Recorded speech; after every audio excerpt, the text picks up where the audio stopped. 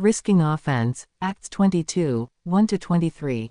By Pastor John Frederickson. While in college preparing for the ministry, I encountered another student from the Deep South.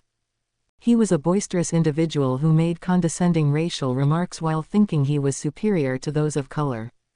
He was wrong. His comments were very offensive to me.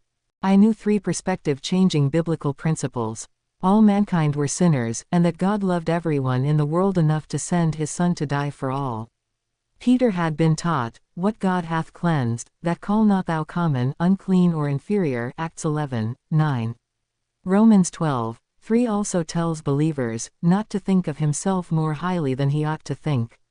Whether or not this fellow student became offended, I decided to share with him a more biblical perspective.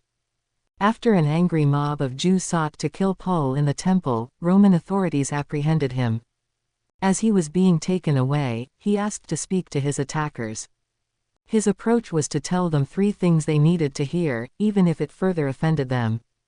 As he gave his testimony of being saved on the road to Damascus, he specified that a heavenly voice spoke to him, identified itself by saying, "I am Jesus of Nazareth, whom thou persecutest." Acts 22, 8. This would be an unwelcome reference to these Jews who considered Christ a blasphemous impostor.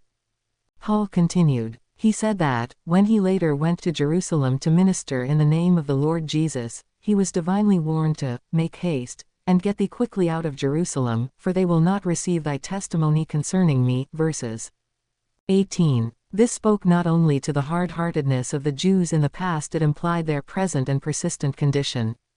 Finally, Paul shared that, since the Jews were rejecting faith in their Messiah, the Lord Jesus told him, "Depart, for I will send thee far hence unto the Gentiles." Verses 21. This reference to ministering to the Gentiles so offended these bigoted Jews that it sent them into a frenzy, further calling for Paul's death.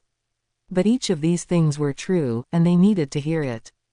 It should never be our goal to offend people, and we should be wise in seeking to avoid offensive behavior or speech. But, even if it offends the lost, we must share with them that meritorious works won't save them. Only faith in Jesus Christ apart from all works will. Don't let the fear of offending the lost silence you. Speak up.